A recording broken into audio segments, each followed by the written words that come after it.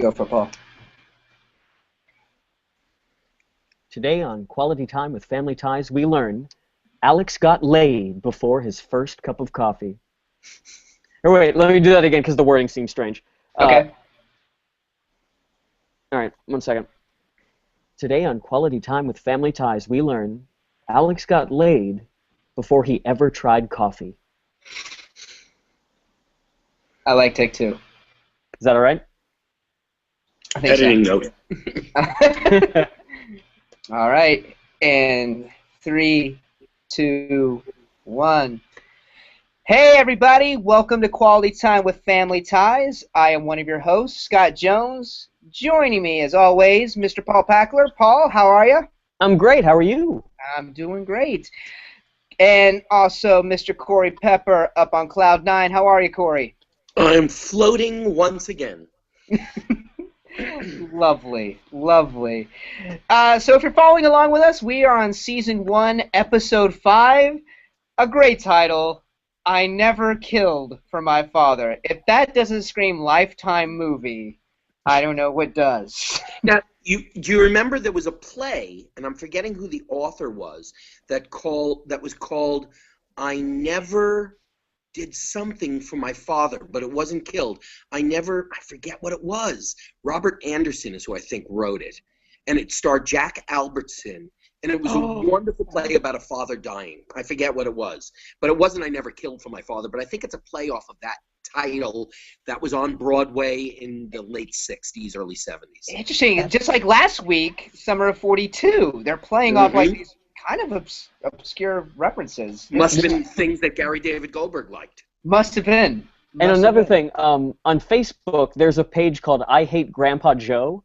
It's like a funny website where it's all about making the funniest jokes you can about how much you hate Grandpa Joe from Willy Wonka and the Chocolate Factory, as played by Jack Albertson.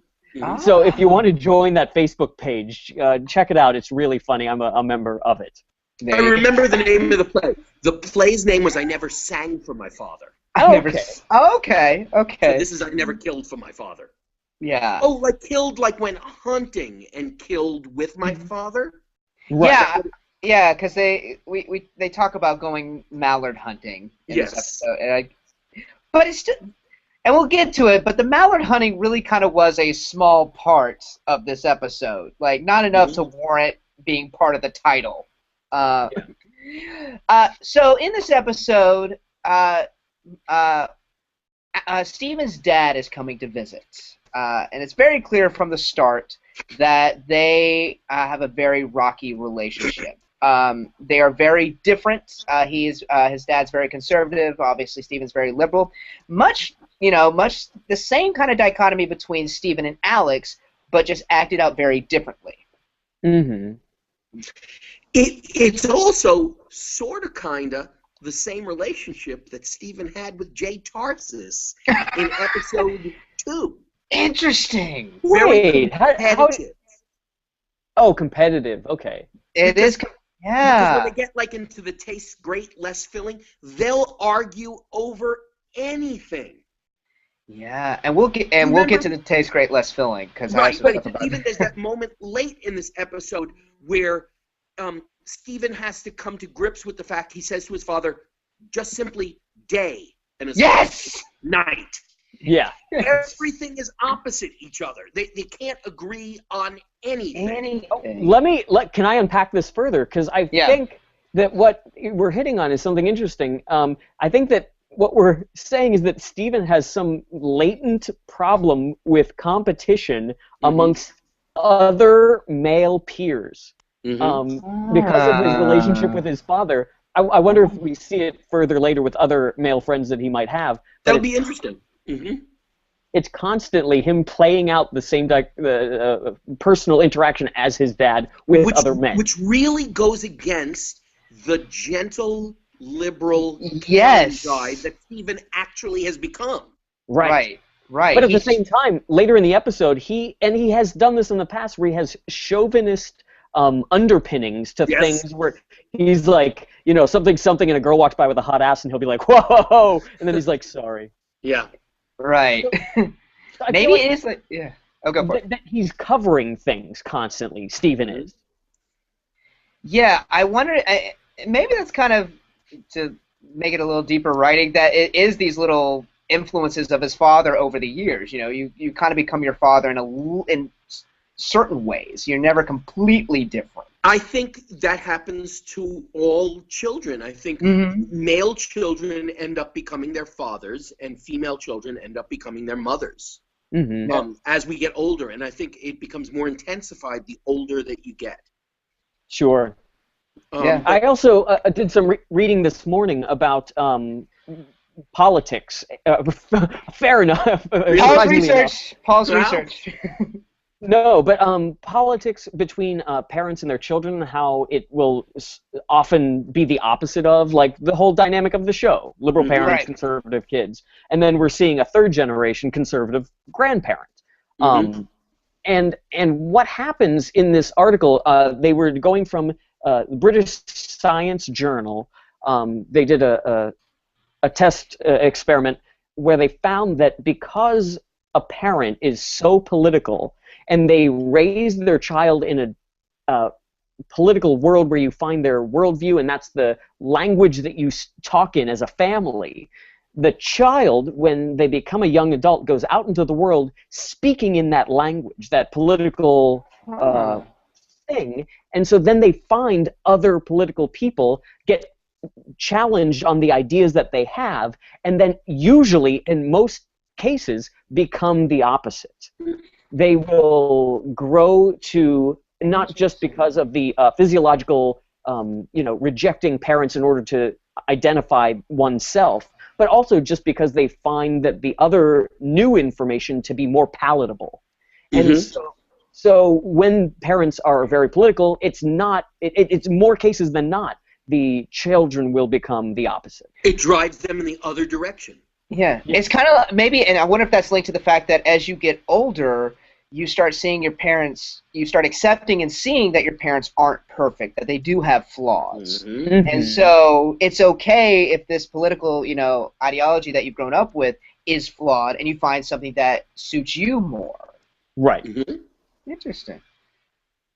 Nice psychological breakdown of family ties. Yeah, I like it. Thanks, British Science Journal. Thank you, British Science Journal. So right at the start, Stephen is bound and determined to make this a peaceful visit. He really is trying, so much so he has index cards with topics that him and his dad can talk about. I've done that. Really? No. Don't set me up for that. What were you going to say, Corey? I was just saying, it's like he has safe topics down, topics that aren't hot button topics for his father. Even beyond safe, I think they're topics you can't even really have an opinion on. Yeah, he asks the printing press, a step forward for mankind, and then crabgrass, friend or foe. And later, a discussion about the felt tip pen leads to an argument of where it was made. But they have us hating Dad really before he comes in, before we even meet him. Yeah. They sort of turn him into a monster before we meet the guy. Yeah. I mean, and they spoke about him similarly in earlier episodes. That he was a man that wasn't good at emotion and such things. Well, he's a tough guy.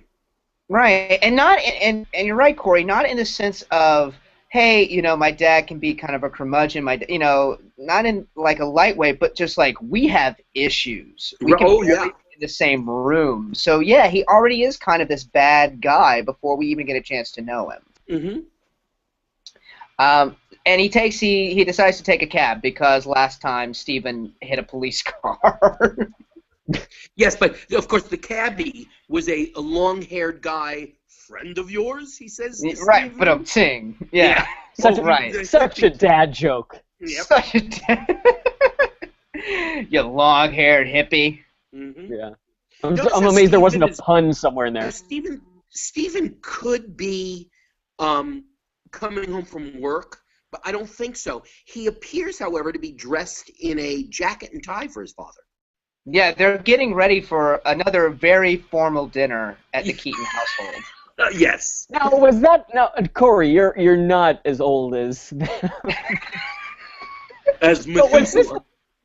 Yeah, not that old. Was this a thing of dressing up when people would come into town to visit? Don't know. Never happened. It wasn't in my family, so I don't know. Yeah. Okay. Fair enough. I know. I mean, the only time we would dress up at my house is like Thanksgiving, Christmas. That was about it. Yeah. Yeah. But yeah, these very formal dinners. It feels like that's just a TV thing. It's also like people used to. Oh, sorry. No, I was going to say, people used to dress up. Seem to wear jackets and ties an awful lot. Yeah. People used to dress up to go on airplanes, that sort of thing. Like everything's an event. Yeah. Yep. Yeah. And now, I think we dress down because we know how uncomfortable an airplane is. Yeah. So shorts and flip-flops are pretty good for the airport now. Mm-hmm.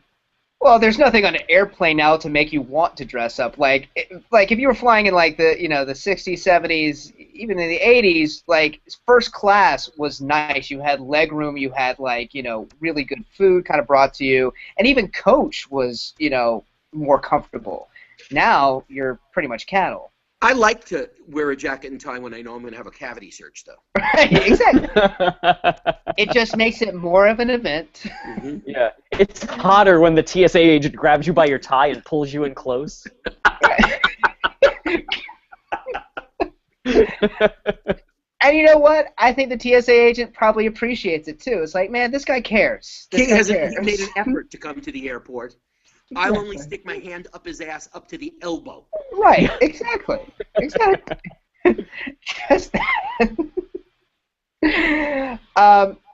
So they get ready. So they're having this very formal dinner, and they're I don't think I'm jumping too far ahead because there is, I think, one of the first cases of product placement I think I've seen with the light beer debate. Mm-hmm. The taste great, less filling, because I remember this commercial from a kid, and it blew my mind that they actually put the reference in a sitcom. Mm-hmm. What was the beer? I forget. What was the brand? It was Miller Lite. It was Miller Lite. Okay. And but I remember two groups that would disapprove and shout at each other, "Tastes great, less filling. Tastes great, less filling." It's like a sports event or a bar, and it was a big campaign. It was a huge campaign, went on for years. Yeah, so much, but I was blown away that it seeped its way into the sitcom world. Hey, they even quoted the actors who stumped for Miller Lite. It was Dick Butkus. It was those football players. Oh, that's right. Oh, wow. Okay, I didn't know that. I didn't know that either. Oh. Yes, those guys did. They were the athletes who had endorsement deals with Miller Lite. So there was a lot of Miller Lite talk on this episode. Yeah. Interesting. Okay. So, the dinner does not go well. The dad talks about Alex and Grandpa talk about mallard hunting, which of course Stephen is very, very much against. Right. Because we're short mallards in this country. Are they on the endangered list? Mallards. Yeah. I just think the act of killing for him. But that's what it was. It was hunting. The irony is. Because he never killed for his father. Just set down a turkey for them to eat. Yes. I thought that was so funny, Paul, that they're talking about they don't want to kill mallards, and she made this humongous roast turkey. Yeah. So it's all right to kill turkeys, but not mallards. And hamburgers later in the episode. Yeah, we didn't say that John Randolph is playing Jake Keaton, Stephen's dad. John Randolph, who you would probably know from National Lampoon's Christmas Vacation, who played Clark's dad, Chevy Chase's dad, in that film. I always think of him from Pritzi's Honor, movie that Angelica Houston won the Oscar for, and Nicholson was nominated, and John Randolph was Nicholson's father, and just a really it was very much honored that year. He didn't get an Oscar nomination because I looked it up. I thought he did. But a really good character actor who has he was a Tony Award winning actor. He'd won a Tony on Broadway. Oh, really? Okay. But a really solid actor, John Randolph. Yeah, he just brings a certain era. He just feels like watching. He just feels like watching 12 Angry Men, like that. Yes. Yeah. Golden Age teleplay theater on TV. Absolutely. Yeah. Yeah. Now, what we're talking about the cast, do you remember, did you see who directed this episode?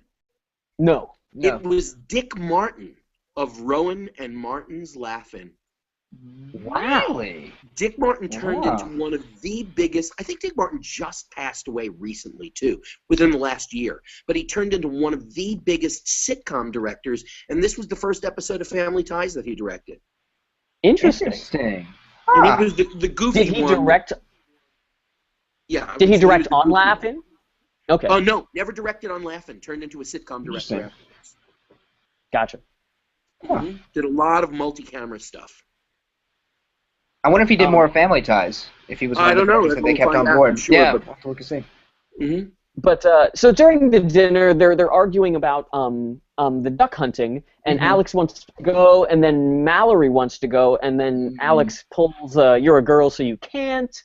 And there's just a lot of issues about like men versus women, and even throughout the episode, Jake, the grandfather, doesn't give a lot of shits about either Mallory or Jennifer.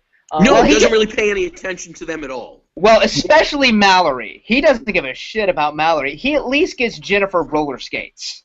Yes. That's true. She gets roller, but nothing. I don't even think he has a line to Mallory in this whole episode. There is never any connection with Mallory whatsoever. It's like she doesn't exist. Wow. In 500 years, if someone watched just this episode, they could think that Mallory was like Horatio and didn't exist. Like she was just a figment of Alex's mind. I think I have one thing written down about Mallory, and it had nothing to do with Mallory that I wrote down. It was just the costumer for Family Ties went out after the pilot was picked up and bought a selection of Argyle vest sweaters for Michael J. Fox, ties and jackets for Michael J. Fox, overalls for Jennifer, and anything that wasn't being used on the set of Little House on the Prairie. That's absolutely true. Everything she wears is high-collared and maxi length, and it's like, oh my God, are you afraid of showing some skin on beautiful Justine Bateman? Yeah, it's awful. It's really, That's why it's really hard to tell how old she is. Where you find out, in the last episode she's 15, but like, God, which is surprising because she seems more mature, like Alex is more mature for his age. So does Mallory, frankly. She does. She does. Absolutely. So they're arguing back and forth. Stephen and Jake are. But one more thing is Elise. Jake seems to really enjoy Elise's company, but she's just as left-wing as her husband, and she's a woman, which we know Jake doesn't really like women. So what is it about Elise that he likes so much, do you think? Lesbian. But that would not be revealed for many years later.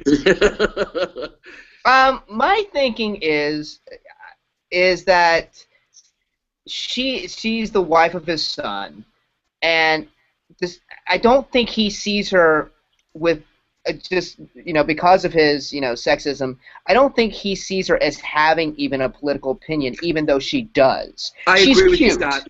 I think she's the mother of his grandchildren, and that's exactly. it. She's cute. She cooks, and even reference that later. Oh, she fulfills his quota of a good wife. Absolutely. Sure. That's a really good point. Stephen get into trouble agreeing with him on that? Yep. Yeah. Right. I was a little.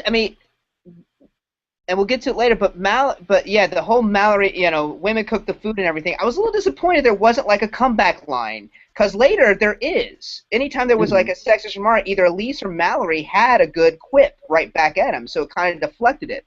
But on that line, when Alex says, "Hey, women cook the food," and that's just how it is, they kind of move on to the next subject.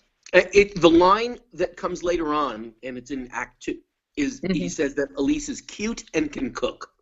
Yeah. Well, there you go. There you go. So they're arguing about Nixon, and Stephen leaves the room to scream that Nixon was a crook. Which was kind of funny. I like that bit. I thought that was funny, too. That was a good bit. And then we go to what, later that night, right? Yeah. Yes, we go up to the bedroom as they're getting ready for bed. Now, this was the first thing that struck me. They kiss.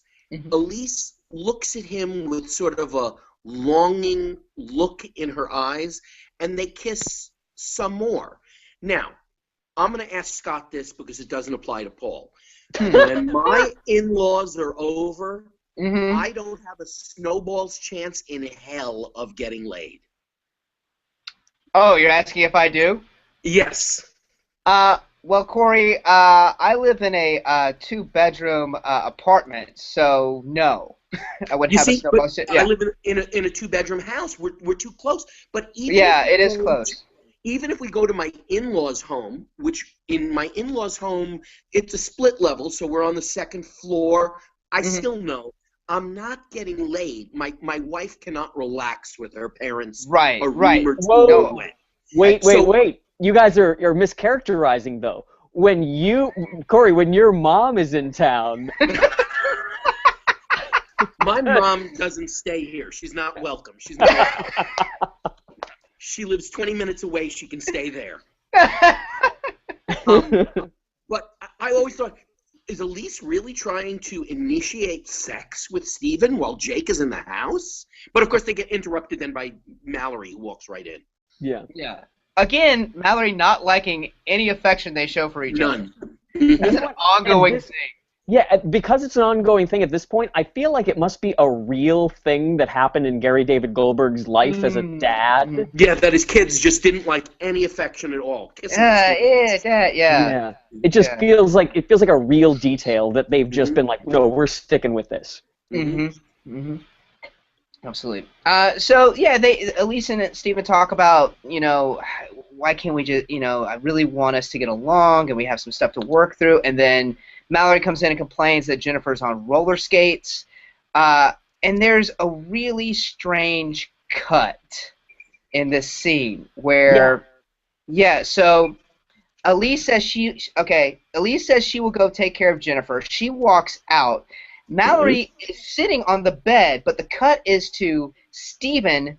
Lights are out, and he's going to bed, so it feels like Mallory's still sitting on the edge of the bed. Yes, it does. I had to rewind it a couple of times. It does. I was like, she's still there. We never got rid of Mallory. He goes to bed with Mallory sitting there. Without even saying goodnight to her. I literally had to rewind it back. I was like, did they? Because I thought, did I miss Mallory not walking out with Elise? Nope. That was the cut. It was strange. And so Steve is about to go to bed, and his dad comes to talk to him, and reveals the news that he is dying. But can I walk through the situation of how it goes? Yes, please do. All right, let's take a quick break, and then we'll go through what an asshole Jake Keaton is, and all his passive aggression.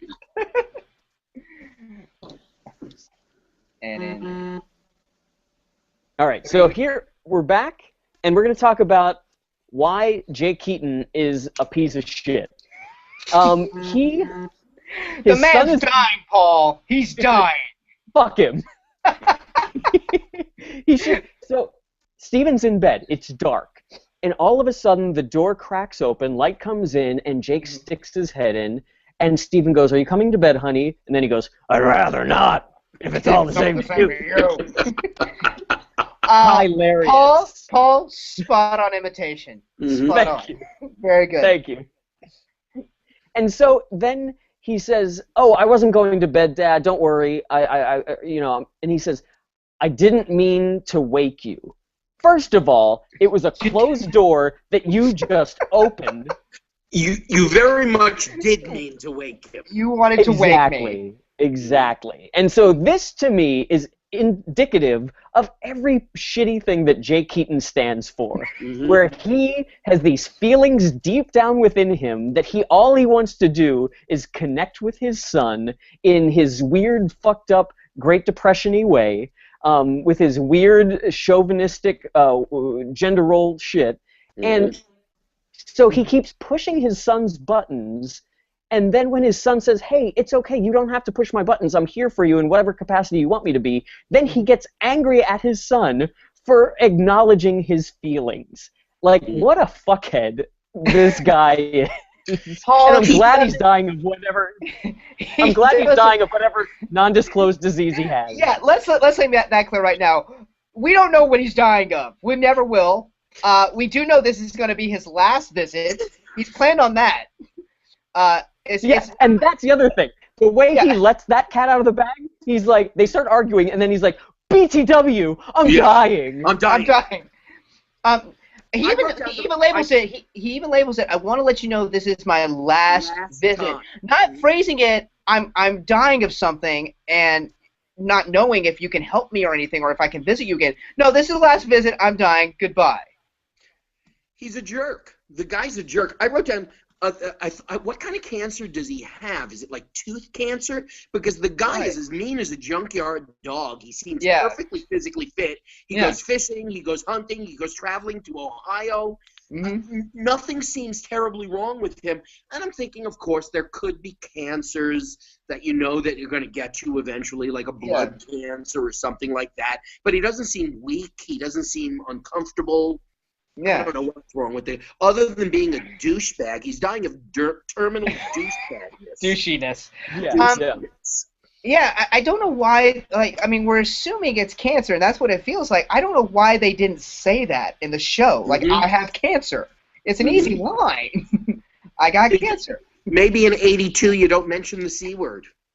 Maybe. I mean, there was that Brighton Beach Memoirs monologue, right? Where he's like, we all whisper that, you know. It's the C word. You say cancer. You always say it silently. Yeah. But Stephen is able to call the Mayo Clinic and actually find there's doctors that can help you. I still don't know what you're dying from, Dad. You got the death. But I got this all checked out, and I know they can help you. Right. Yeah. You still haven't told me. But on top of that, again, Jake's douchiness, he doesn't even want to bond with his son now that he's dying. He wants to bond with Alex, which is nice. But it's hurtful to Stephen once again. Right, exactly. It's like Jake consistently is like a family therapist's dream come true. Oh, yeah. Because he has screwed up his son. Now he's trying to screw up his grandchildren as well. Yeah. I will say, I think this, agreeing he is douchey and misogynistic and all that, I think this is a characteristic of that generation, that World War II, Great Depression generation, where everything was kept inside. I was reading that, a lot of the soldiers that came back from World War II, for the longest time, they couldn't talk about anything. They were distant, disconnected, and really couldn't discuss anything. And it's only been until later, where they were facing death, that they actually talked about anything. Sure. I'm not saying that justifies what a douchebag he is. But I thought it was curious that Stephen and Jake have this dreadful relationship with each other. But the minute Stephen hears that Jake is dying, it becomes relatively unrealistic to me. Yeah. Because it's almost as if Stephen still has needs. Even though he's a grown man and has his own family, and losing his father means that his needs won't be met. But I don't think his needs have ever been met. So is the question that he's never gotten the parenting or the fatherliness from his father that he wanted, and if his father dies, he knows he never will get the father relationship that he wants. Yeah, I think you think that's where it's going, where it's like, he misses what he's never had, and now he knows he never will have it, and that's what's hurtful to Stephen. Yeah, I think that you nailed it with that, because I mean, otherwise there is no good reason for him to be so upset. That's exactly what I thought. Exactly. There's no reason, because generally speaking, if you hate your parent and you find out your parent's dying, maybe you're polite to your parent's face, but behind your parent's back, when you're with your wife, you go, "Good riddance. I can't wait till it's over." Right. And we do see what a good father Stephen is, because he kind of has a similar situation with Alex, but he lets Alex have at least respects Alex's differences and his opinions, despite how much he disagrees with them. He's the father that he didn't get from his father. Right. Absolutely. And so he's trying to be a good father to make up for the fact that his father was not a good, attentive father to him. Right. Right. And you can see that he's successful, that even though there is the disagreement, that Alex has internalized the emotional maturity that that even though they agree politically, he and the grandfather, Alex is functioning in a world that was created by Stephen's emotional intelligence. Right. That the way that Alex operates with other people is much more empathetic.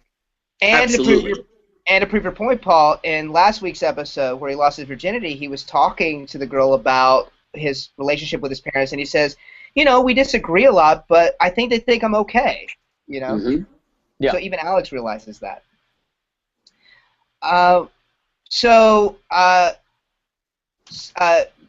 Jake takes Alex fishing, or they decided there's a big debate of Alex, you know, getting out of school to go fishing with his grandpa. Once again, not acknowledging Mallory at all, who's right at the table. Yeah. Mm-hmm. Yeah. Oh, can I say when they're in this breakfast routine where Alex tries his first cup of coffee to be like his grandpa? Oh yes, let's talk about. I'm sorry, I skipped over that. This is a good moment. Yeah. So he's being chummy with grandpa, and at one point grandpa says, "I bet you have your girlfriend do your homework for you." Yes, I had that print out. Yes. And then Mallory goes, "She can't read." And then grandpa goes, "Well, if she's cute and can cook, that's all that matters." Right. That's all. Then why did you want her to do your homework? Mm-hmm. Right. If she can't read, that's not the person to ask. Not the person you would have picked. Right. I did like the fact of the cutaways to Elise looking on this conversation, which was great. Yeah. Mm-hmm.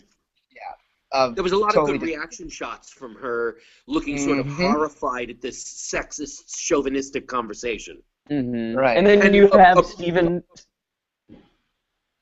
backsliding. Yes, and she appropriately was quiet because she knows that if she opened her mouth, she's just opening a can of worms on Jake that you don't want to open up. Mm-hmm. Right, it's not going to do any good. But yeah, and even the look she gives at Steven, like, because Steven kind of starts talking like his dad a little bit, Mm-hmm. you know, just to get that love, I guess. Yeah. Do you think? I mean, if we're gonna do some more pop psychoanalyzation or analysis, do you think that when Steven has these backsliding moments of, you know, in past episodes and in this one where he's like, yeah, good on you, Dad. Yeah, women are dumb. Do you think that Steven has like issues that he tries to tamp down but actually bubble up at times, where he has problems with women and gender roles, or do you think that he's just trying to ingratiate himself with his dad? I sort of think that there were a lot of guys during this period of time who knew the right things to say but didn't necessarily believe it. And you had to say the right things when you were surrounded by specific women. And in this case, Elise. Mm-hmm. Mm-hmm. So I think that he knows the right things to say, and sometimes the wrong thing just comes out. Okay. Yeah, I'll go with that. I don't think he's lying, but I think, you know, old habits die hard. And I think that it was during that transitional period where women were becoming more powerful, they were getting more equal with men, certainly in the workplace, in the view of what they contribute to society. Mm-hmm. And I think that you just have to sort of, you go with it, and then occasionally you go, wow, she's cute, and realize, nah, I'm not supposed to treat women like sex objects, and then you backtrack. Right. Okay, that makes sense. Yeah, because it's interesting that they keep doing that with him. Yeah. Yeah, and I think probably at some point, I mean, when you're young, you emulate your dad. So there was probably a period before he became his own man of emulating that attitude and putting that. So, you know, it's definitely probably in his psyche somewhere for that stuff to kind of come out every now and then, even though he realizes that, you know, that's not the way to be. Right.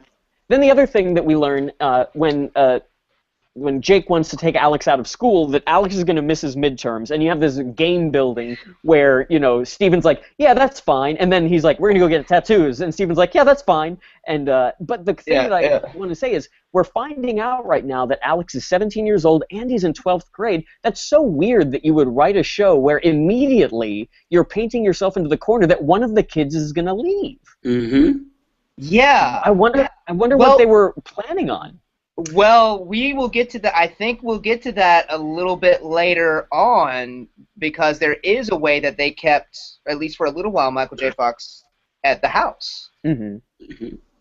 So I'm not sure if it happens next season, but they did have to do something to keep him around. Right.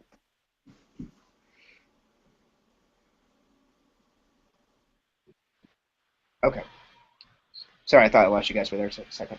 Okay. No, it's all right. She's jumping back. Corey, you there? I am. I think. Oh, okay. Good. I lost you. Okay. So the Grandpa and Alex come back. They caught nothing on their fishing trip, which is a little weird. Like men do. Men don't need men do. It just became so clear to me that all children want from their parents is their approval. Yes. And that's really, in this next scene, it's just sort of like Steven simply wants Jake to say to him, wow, you were a great kid, you're a wonderful parent, you're a good husband. I love you. You just want to hear something nice from your parent. You want your parent to say, I approve of the way you've conducted yourself. Yeah, and, I mean, you know, the elephant in the room right now for me is that I can kind of empathize with all of this episode, and I don't want to get a lot into the details because I don't want to make people feel bad or uncomfortable for listening to this. But I really agree with that sentiment, and it really cuts to the heart of, I don't know why that is, that, you know, even as an adult, you grow up and you establish a life as you want to live it, but ultimately you just want to hear, hey, even though I disagree with you on X, Y, and Z, you're my kid, and I'm proud that you are successful in what you want to do. And it means so much when you hear it as a kid. Oh, absolutely. Absolutely. Although, you know, you guys know that I make fun of my mother constantly, that's basically my issue with my mother, is I just want her to say something with approval to me, and it's just not, she never will. You know, she's 91, it's not happening. So I've had to come to terms with the fact that she's never going to say what I think she should say to me. And that's what Steven was waiting for in this episode, and it finally happens in, of course, a predictably awkward, comedic kind of way that his father says nice things to him. Right. I mean, I'm sorry. Go ahead, Scott. I was going to say, I agree. I mean, I think a lot of it is, you know, we grow up, you know, putting our parents on a pedestal. And even when we see their flaws, we still think, you know, we still have them held so high because they made us the person that we are. Literally. So, exactly. And so the choices that we make, the first person we want to have it validated by are our parents. And when that doesn't happen, we feel adrift. We feel like, you know, it doesn't mean anything. Yeah. Because, you know, all this arguing between Steven and Jake, you know, they say that anger is just misplaced hurt. So I wrote down that all of this anger towards his father is he's hurt in some way. How is Steven hurt? Well, he's hurt because his father has never said a nice thing to him, really. Yeah. Right. Like, he made fun of his job, like managing a public television station is small potatoes. Right. He got a master's degree. Never, yes. You know, which is a huge accomplishment. Yeah.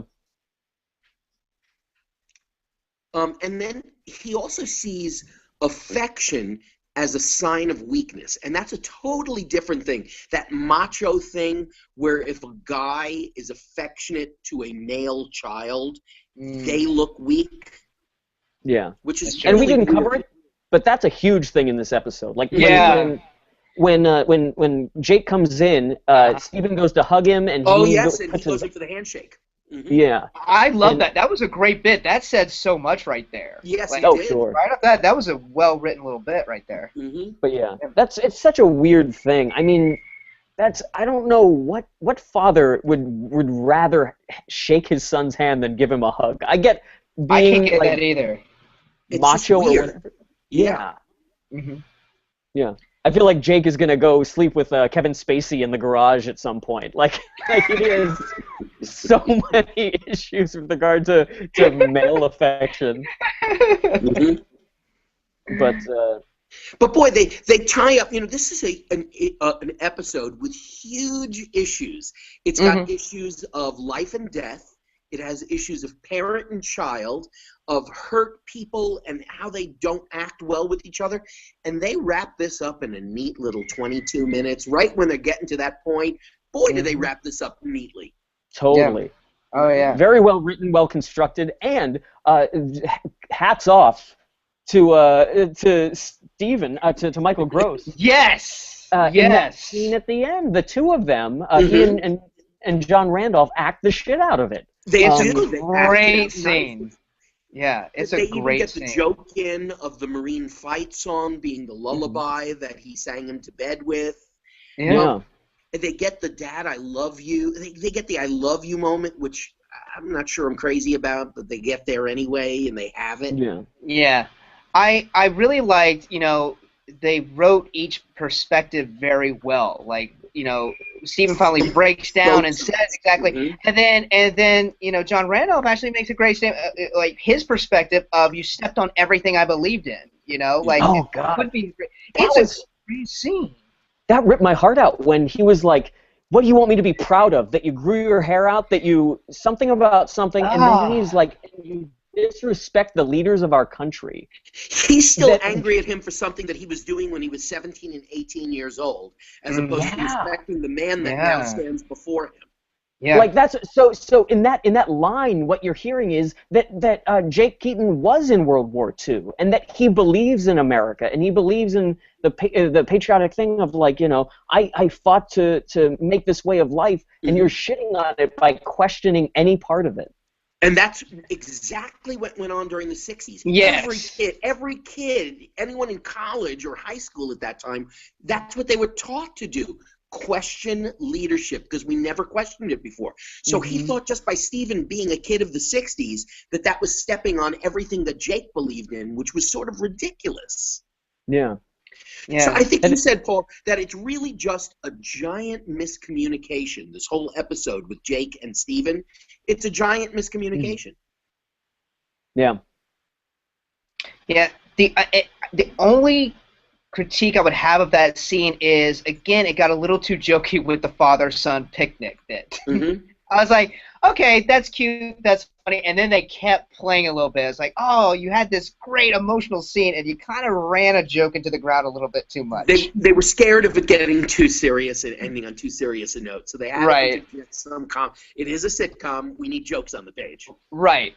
But the Marine fight song was a perfect, great ending. It was. It was it was great. It was great. Is there a way that you guys, as writers or actors or directors, would have fixed that scene by excising the father-son picnic joke section?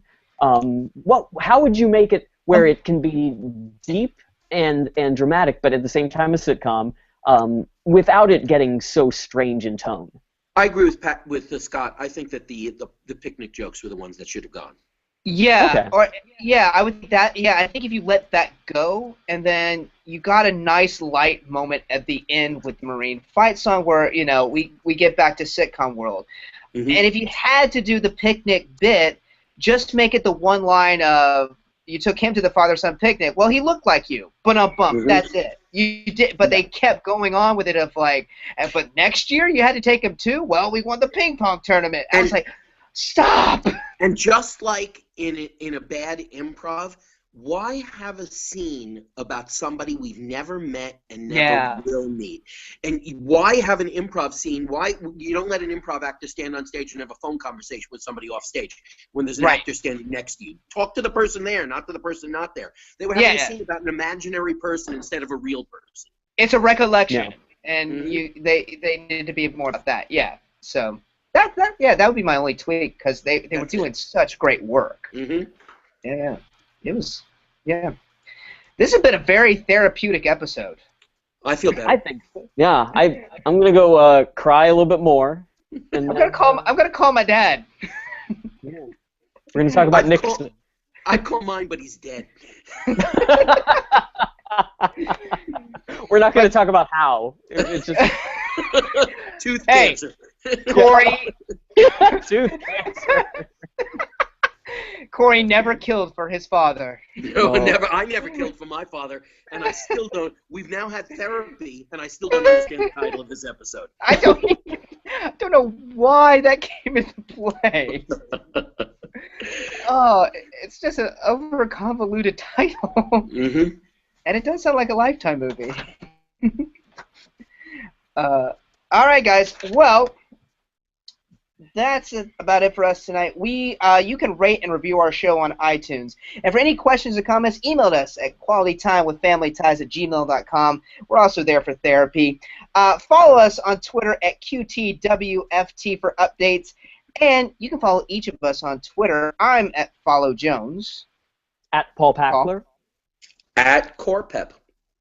And be sure to like our Facebook page. We'd like to thank our host and producer, Barbara Dillon at Fanboy Comics. Fanboy Comics is an online conglomerate of geek media, providing its readers with daily reviews, interviews, and podcasts that span the pop culture. Check them out at fanboycomics.net. We also like to thank Perry Adams, who beautifully performs Family Ties theme song Without Us, and check out all of Perry's music at perryadams.com. Also, Bryant Dillon, who created our fantastic logo and artwork. Bryant is the president and co-founder of Fanboy Comics, and you can follow him on Twitter at Comic Book Slayer. Also, we like to thank Sean Foster at Fanboy Comics once again, their graphic designer, for designing our logo. Thank you, everybody. Be sure to follow the episodes on Netflix if you want to join in, and we will see you next week. Bye. Bye.